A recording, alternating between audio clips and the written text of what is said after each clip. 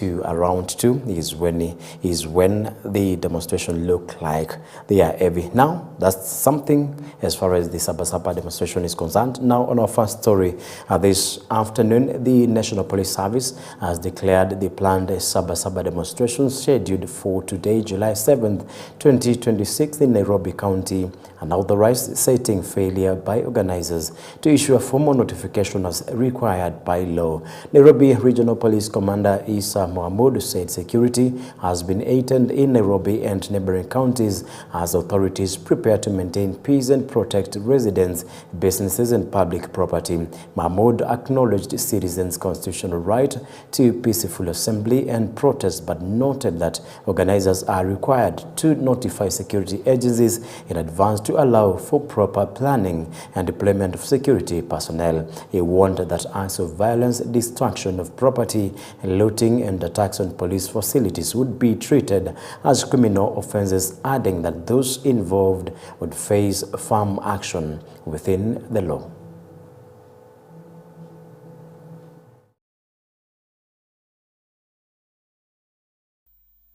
Social media that people want to demonstrate tomorrow.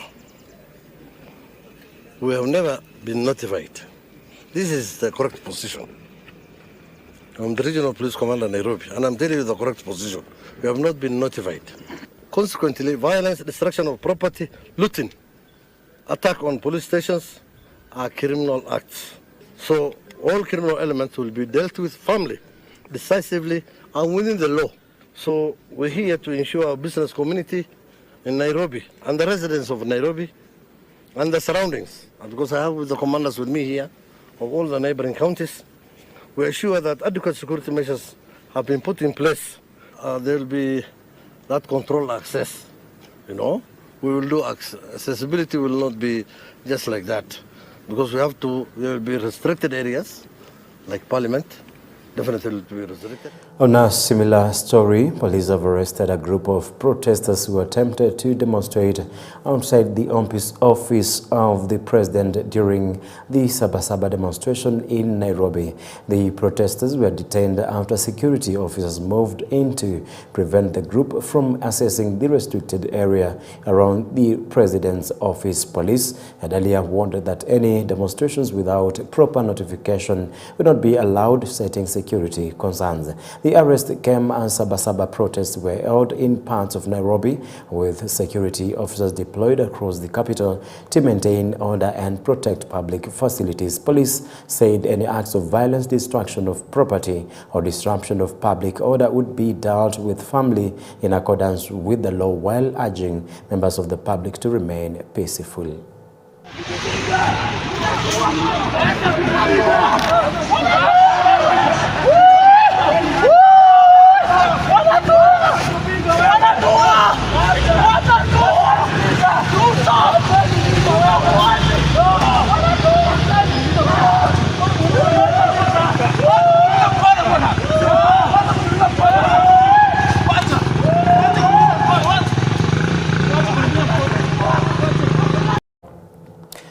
A story related to Saba demos. Matatu operators have raised concerns of the impact of demonstrations on their daily businesses, saying protests often lead to reduced passenger numbers and financial losses.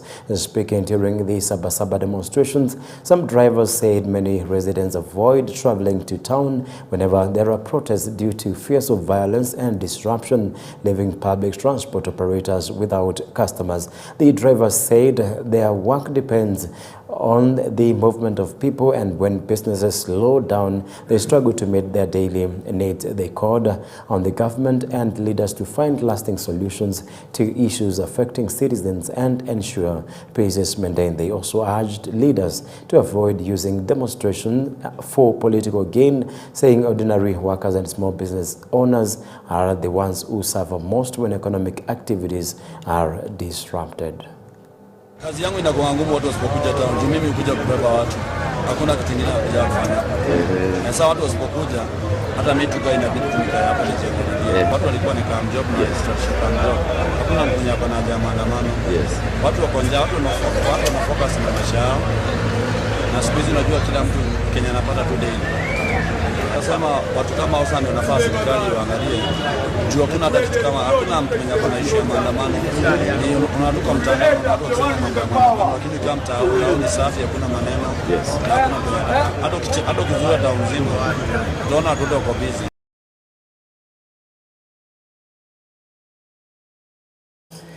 At least 4 people have reportedly died and dozens injured after public service bus collided with a trailer along the Nairobi-Mombasa highway in Machakos County. The latest in a string of frontal crashes on the busy road. The crash occurred shortly after midnight near the Kapiti area, a few kilometers from Konza Technopolis in the River sub-county, triggering a major rescue operation and causing a massive traffic snarl-up. Eyewitnesses said the victims were traveling in a passenger bus when it rammed into a trailer under circumstances that are yet to be established. By the time of publication, at least 38 injured passengers had been rushed to Machakos Level 5 Hospital for treatment, according to a source at the facility.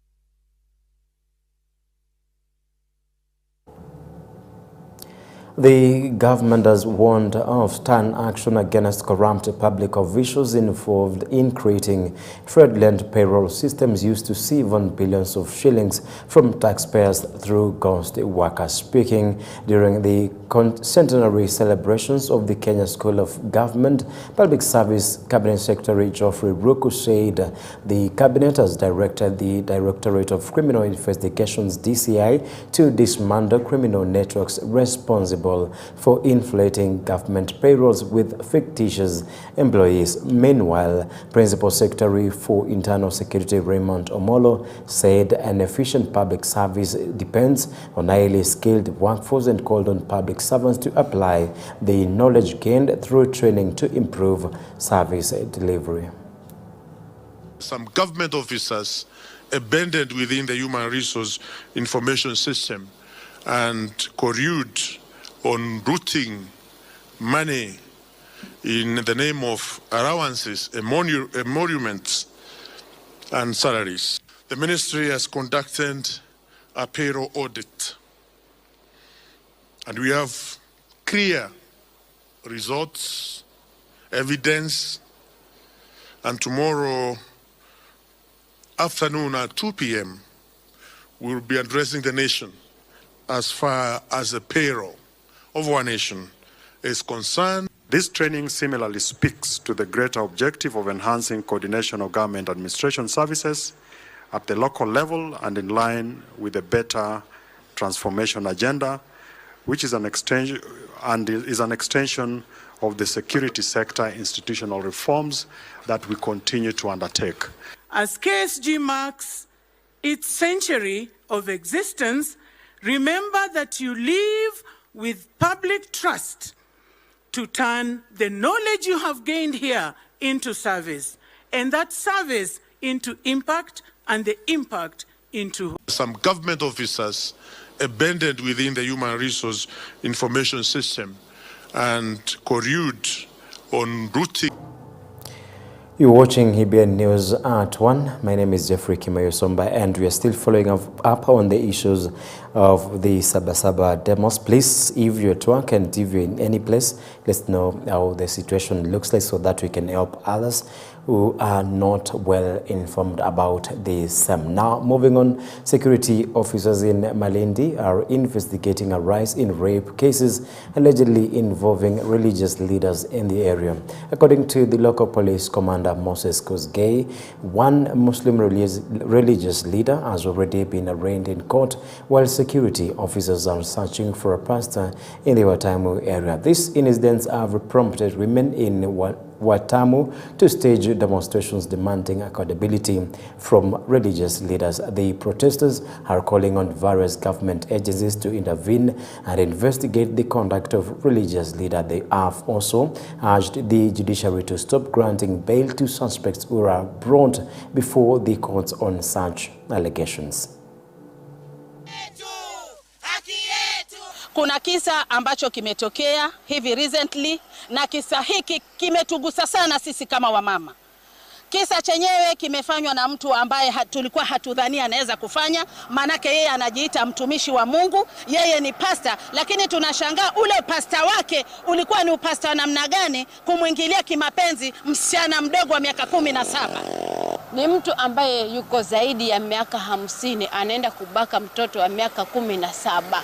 Tunataka haki ifanyike, haki ya huyo mtoto itendeke, na tunamusihi sana women rep wetu, Mama Mbeyu, Mama Amina, Mama Flora Chibule Beta, deputy governor wetu, muingilie kati hili swala. Katika kaunti hii ya Kilifi tunalani sana hiki kitendo kwa sababu imekuwa zaidi. Watoto wetu wanadhulumika. Tunaomba sana serikali ya kaunti pamoja na viongozi wake, serikali kuu ijitokeze kukomesha kitendo hiki. Former Deputy President and DCP Party leader Rigathi Gachagua has dismissed President William Ruto's claim that he won the Mount Kenya region vote in the 2022 general election through his own efforts, saying he played a major role in mobilizing support for him in the region. Speaking at his home in the presence of grassroots leaders, Gachagua said that he stood with President Ruto during the campaigns and helped him build a strong influence and support among voters in the Mount Kenya region. He further claimed that residents of the region have since withdrawn their support for President Ruto following his removal from office, arguing that the political landscape in Mount Kenya has shifted. The remarks come amid continued political rivalry among former allies of the Kenya Kwanza administration over their influence and control of the Mount Kenya voting bloc.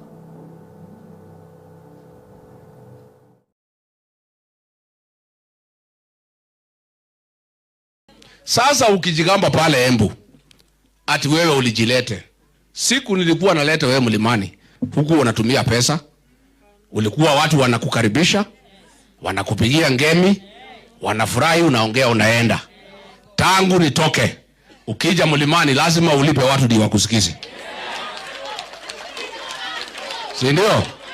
Hata pale jana Embu uliongea na watu wamenyamaza, ukasema utawapanga, wakapiga makofi.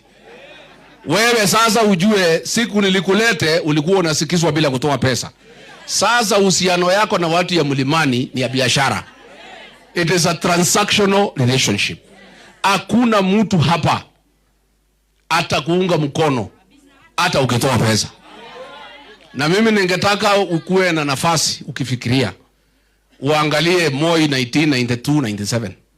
Alikuwa anazunguka hapa na pesa, kura ikihesabiwa hakuna. Uangalie hapa Madera, uangalie Udhaya, uangalie kila pahali, uone vile tu. EBN News at 1 takes a short break. We're coming back shortly.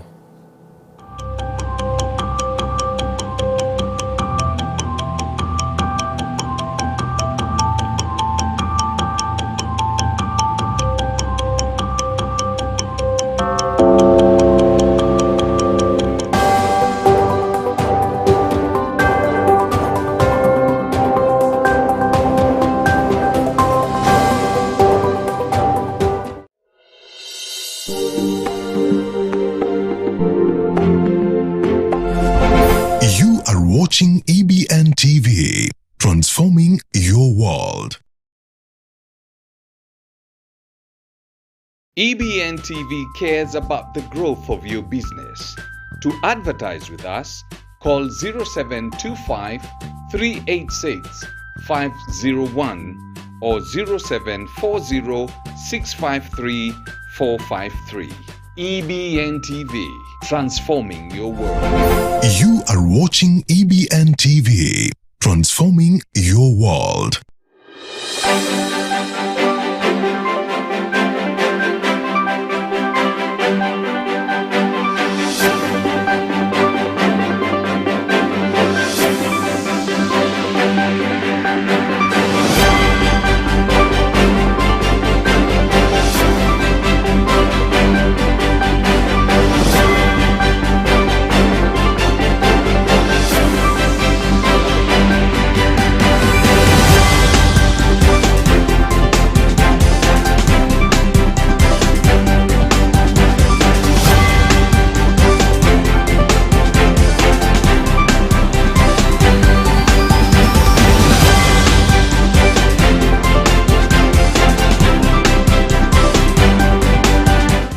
Are you ready for an uplifting experience? On Your Faith Today, dive deep into the life-changing message. You've seen them on TV. Nakushukuru Mungu wangu kwa kunifikisha hapa.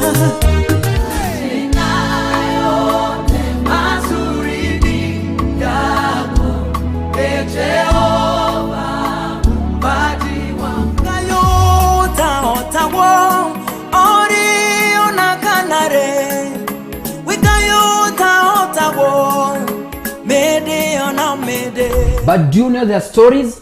Come with me. If people look at me, yes, even before they hear me, will they see Jesus? Wezi ambia watu mimi am a worshiper, na wakati you are worshiping people can't encounter God. Ukisoma hiyo inabidi sana katika ile maisha yako hata kama kwamba hauimbi. Join me, Teddy Psalmist Mwana wa Ngolo Mosio, every Tuesday and Thursday from 2 p.m. to 4 p.m. only on EBN TV.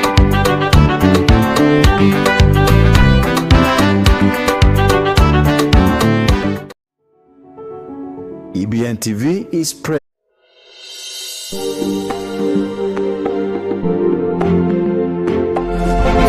You are watching EBN TV, transforming your world.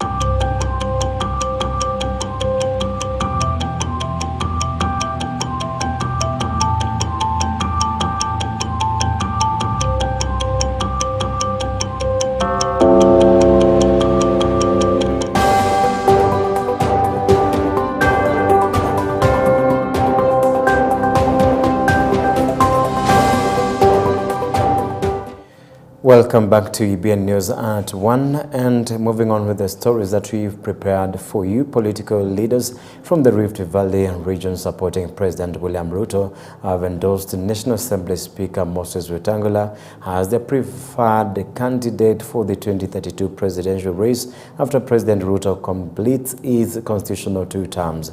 The leaders, led by Nandi Governor Stephen Sang and Tinderet Member of Parliament Julius Meli, made the remarks during a fundraising event held in Aldai, Nandi County. They said the decision was a recognition of Wetangula's contribution as well as the role played by the Mulembe community in supporting President Ruto and his administration since the 2022 general election. Speaking at the event, Governor Sang said the history of President Ruto's 2022 elections victory against former President Uhuru Kenyatta and former Prime Minister Raila Odinga cannot be written without acknowledging Wetangula's significant contribution.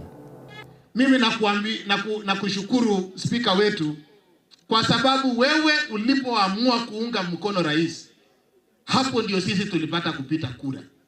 Kura hii na urais ya William Ruto haiwezi andikwa historia kwamba Rais William Ruto alichaguliwa bila mkono ya ndugu yetu Speaker wa National Assembly, Speaker wetu Wetangula. We have had many speakers in the National Assembly. I am sure the record of Speaker National Assembly, Moses Wetangula, speaks for itself. Tunapozungumuza, this is the best rated National Assembly, ikiongozwa na speaker ambaye amevunja rekodi as the best presider na speaker wa National Assembly. Na waeleza hivyo kwa sababu hata tunapoenda 2027 speaker wetu tuko pamoja, mkono yake ako hapa, au namna gani? Na 2032 Mwenyezi Mungu anajua, au namna gani? Tunataka kushukuru na tukuamini sana. Wewe kwama hapo kwa William Samoei Ruto. Kwama kama kupe. Hata akutume wapi wewe enda. Kwama hapo. Unaambia akwame hapo. Akwame hapo. Wewe kwama hapo kwa sababu uko mbele, sisi tunakuangalia. 2032. 2032. Nirudie 20. Tunataka wewe usimame kiti ya huko juu na hawa Waluhya wote tuungane kuanzia huku mpaka Trans Nzoia mpaka Vihiga, tukushike mkono. Mnasema namna gani? Mtamshika mkono? Tunawaomba, tunawainamira watu wa Nandi, Rift Valley, uongozi kutoka hapa siingia hapa Western. Mtatusaidia? Mtatusaidia? Na mnataka sisi tusaidie? Basi asante. The APK Kenya has intensified its grassroots mobilization efforts in Busia County as political parties begin preparations ahead of the 2027 general election. The party says it has established structures across all polling stations in the county to recruit new members and strengthen its support base. Speaking during a party mobilization drive, the APK Kenya officials said they have deployed leaders at polling station, ward and sub-county levels across Busia's 7 sub-counties to coordinate recruitment and engage residents at the grassroots. They said the party is targeting to reach every voter and encourage more people to register as members. The party officials noted that membership registration has already gained momentum, with a growing number of residents showing interest in joining DAPK Kenya. They said strengthening the party's membership will position it to compete effectively in elective positions and influence leadership at both county and national levels. To make sure that we are going to reach all the polling stations, all the 35 wards in Busia, all the 7 sub-counties. We have already put leaders, 24 leaders in each polling station. We have got 24 leaders in each ward and 24 leaders on each sub-county. We are going to make sure that we facilitate those leaders and the officials at the polling station, ward level, to reach the grassroots. Every person, and invite them to register in the party. In fact, from this morning, the numbers of people who are already registering is overwhelming. Na kuanzia leo tunataka kuhakikisha chama cha DAP tunakipeleka mashinani na watu wengi wakipende, na ni matarajio yetu kwamba uchaguzi ujao tutapata elective positions karibu 80%. Sisi kama wamama Wasieko hadi Changara tumeamua tunaenda mashinani kufanya kazi kwa bidii kuhakikisha kwamba kaunti ya Busia inakombolewa. Tumekuwa na shida nyingi sana kama wamama. Ukienda hospitalini hakuna madawa. DAP Kenya. DAP Kenya. The time has come that DAP Kenya is in the race. And our purpose is to recruit members from the grassroots to everywhere so that we can have enough members that can make our candidates to pass and to make it to the county government.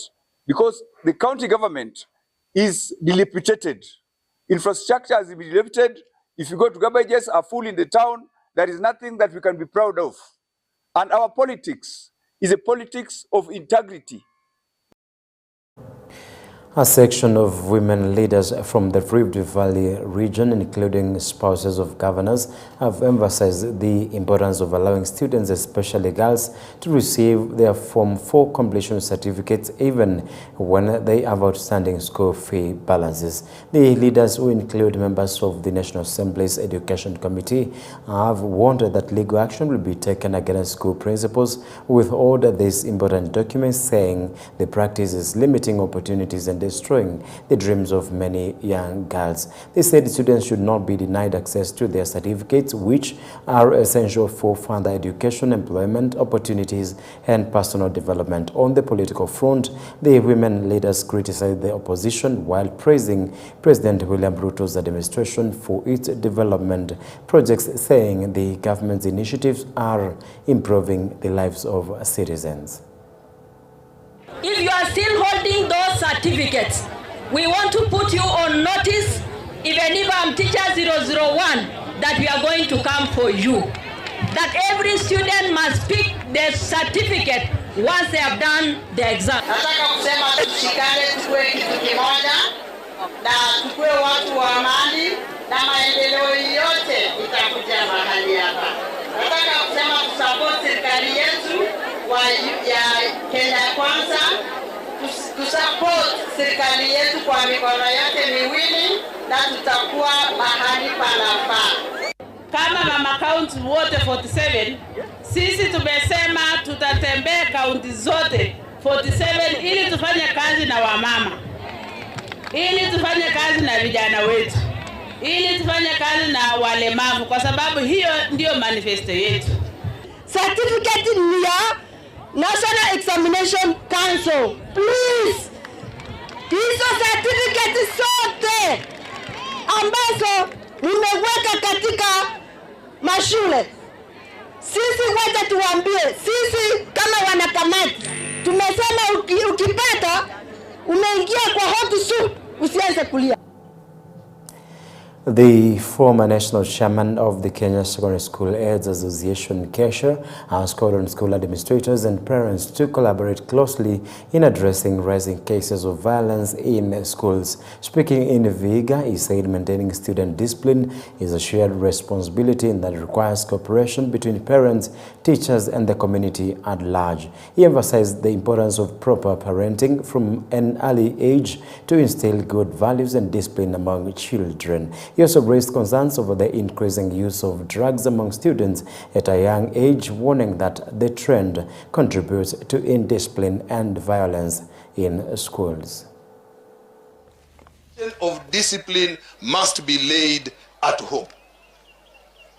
You cannot leave everything to the teachers, because the teachers too have other responsibilities of teaching and mentoring your children. We remind them that they are children and they have a lot to tap from the experienced people.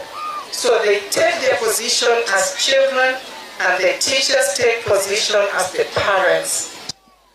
Nowadays, drugs are being laced in cookies and other foods, not the bangi that we are used to.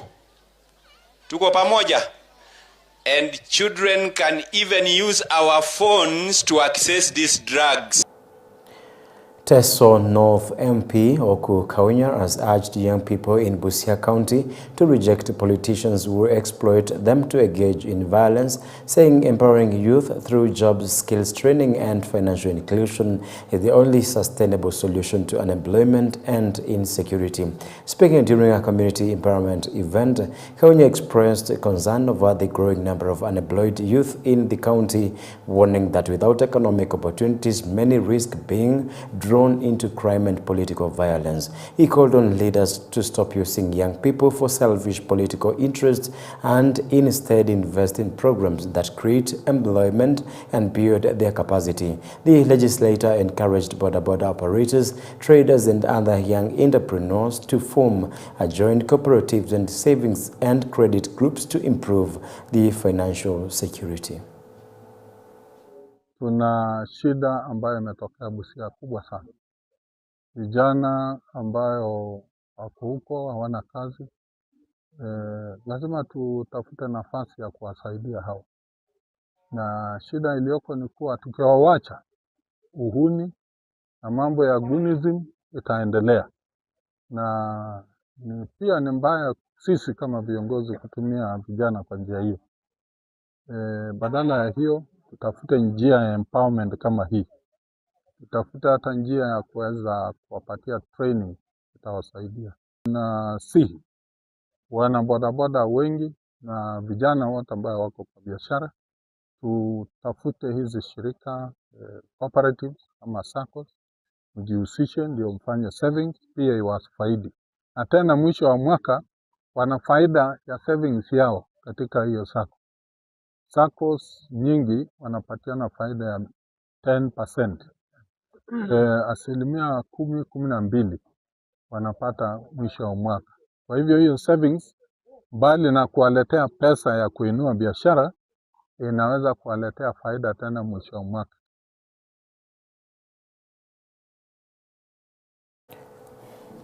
Miners in Taita Taveta County have been given an opportunity to submit their views on the 2026 mining policy, which seeks to strengthen the mining sector while promoting the safe and regulated use of explosives during mining operations. Speaking in Voi, the miners welcomed the proposed policy, saying it would improve safety standards in the mining industry. They noted that in the past, the improper use of explosives at mining sites had resulted in serious injuries among workers. The miners also called on the government to ensure that artisanal and small-scale miners are fully involved in the policy-making process, urging authorities to consider their views before the policy is finalized. Kweli hii sekta ni sisi ambayo tunatakana kuingia, ama kuna watu ambao wametengewa. Kwa hivyo kuna changamoto si kidogo hata kwa hizo sheria. Iko mahali walikuwa nasema ya kwamba mtu anatakana aspray mgodi. Yeye anafanyika kwa mgodi very advanced. Kama kwetu sisi atano miners, wengi mahali ukienda mgodi yao unakuta wanaume wanaoga mara moja kwa wiki. This is an act of parliament that is going to replace the existing cap 115 that was done in 1929. You know, it's about 100 years. It has not been updated. So we have done that law together with the regulations and the license fees. Vilipuzi pia ni vizuri, watu wapate kujua vipi vinafaa kulipuliwa kwa vizuri. Maana kuna muda wakati ulipita pale, kuna watu wengine walikufa kwa sababu ile njia ya kutumia kupiga baruti, yatakana wapate njia nzuri ile kupata utaratibu ambao unafaa wao kufanya kazi kwa vizuri.